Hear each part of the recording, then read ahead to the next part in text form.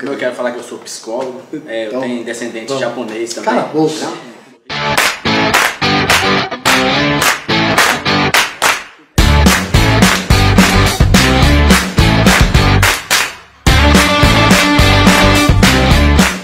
E eu sigo em busca da resposta do que é pensar fora da caixa, e hoje convidei para brindar comigo meu amigo professor Eduardo Vasques.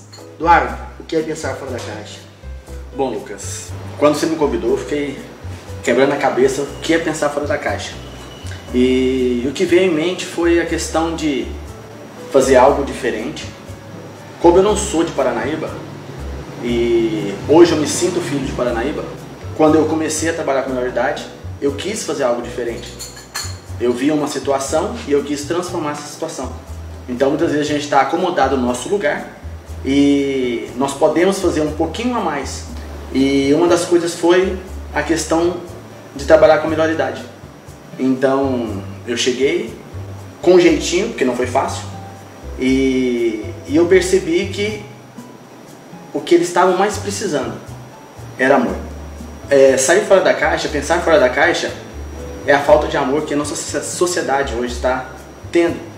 E quando eu estou conseguindo fazer com que o amor começasse a surgir no meio deles, apareceu o Covid-19, que daí não pode encostar em ninguém mais. Quando eu comecei, eles tinham até receio de encostar um no outro.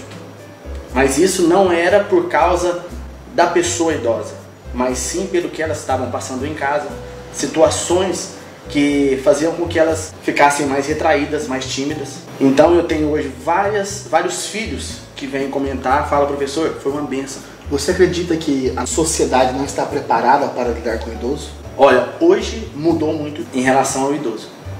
Tem várias pessoas em formação. Formação não quer dizer só aquele momento que você estuda para aquilo. Eu acho muitas vezes a prática melhor do que o estudo. A gente aprende no dia a dia. Porque o trabalhar com o idoso não é a mesma coisa que trabalhar com a criança. A criança você impõe, o idoso você não vai impor. Você vai conquistá-lo para depois, para você conseguir algo dele. É um povo correto, o idoso é um povo correto. Já viveram muita coisa lá atrás, sofreram bastante. E alguns, até naquele período curto, tão próximo, sofrem até hoje.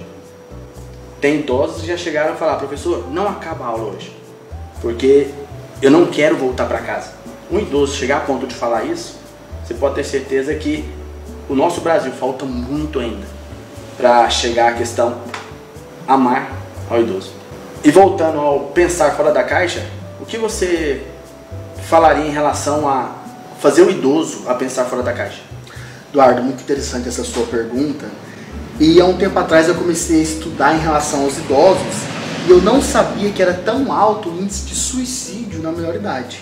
Sabia que existia, mas não que era tão alto. Inclusive aqui em Paranaíba isso é uma realidade. Existe um projeto que eu estudei, estou estudando ele, até convidei a minha amiga Vivian para a gente escrever algo em relação a isso, que eu vou usar esse nome, mas não é esse termo, que seria a creche para os idosos. Nós precisamos que a população entenda que ser diferente é normal. Não é porque eu sou jovem que eu sou melhor do que alguém. Talvez eu tenha uma disposição melhor para algumas áreas. Então nós precisamos fazer a inserção de tudo aquilo que parece ser diferente na sociedade. E eu acredito que esse sistema da creche para os idosos, com aula de computação, psicólogo, assistente social, educador físico, é uma forma para que o idoso ele possa perceber que o mundo também é para ele. Que na época dele era da lamparina, mas que ele também pode usar a lâmpada de LED. Eu vou dar um exemplo aqui, nem é idosa, que é em relação à minha mãe. Eu fui almoçar na casa da minha mãe e minha mãe falou assim: Lucas, eu quero que você me passe algumas séries da Netflix para eu assistir. No primeiro momento eu fiquei tipo, oi? Depois eu fiquei feliz. Aí a minha mãe foi me contar toda empolgada que ficou até 2 horas da manhã assistindo série na Netflix. E por que eles não podem assistir série na Netflix? Então acho que nós precisamos entender que respeitar os idosos é respeitar o nosso futuro. Porque se não morrermos hoje, todos nós seremos idosos. Então acho que nós precisamos disso. Essa inserção deles na sociedade através de programas específicos para que eles possam se sentir bem.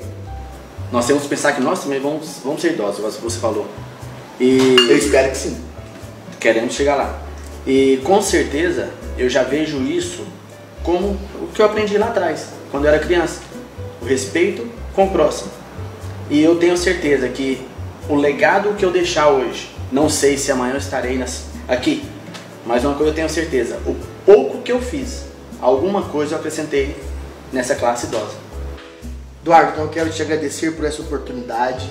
Eu espero que quando eu e você vai chegar primeiro que eu, né, ser idoso, nós possamos ter políticas públicas mais eficazes e que façam a diferença na vida dessa galera. Que nós possamos integrar os idosos à sociedade e que você que está nos assistindo. É aquele clichê, sabe? De ajudar uma senhorinha a atravessar a rua e por aí. Muito obrigado por essa oportunidade, professor. Obrigado, Lucas. Vamos dar um tchauzinho?